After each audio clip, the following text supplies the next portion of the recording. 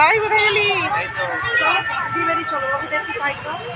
চলো দাঁড়া আমি একটু ভিডিও করে নিই একটু, তারপর তো যাওয়া তারপর যাচ্ছি একটু দাঁড়া, খালি খালি আছে একটু ভিডিও করে নিই।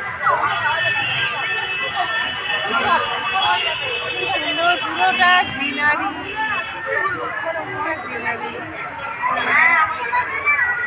তুই কি ক্লান্ত হয়ে গেলি? ক্লান্ত হয়ে গেলি?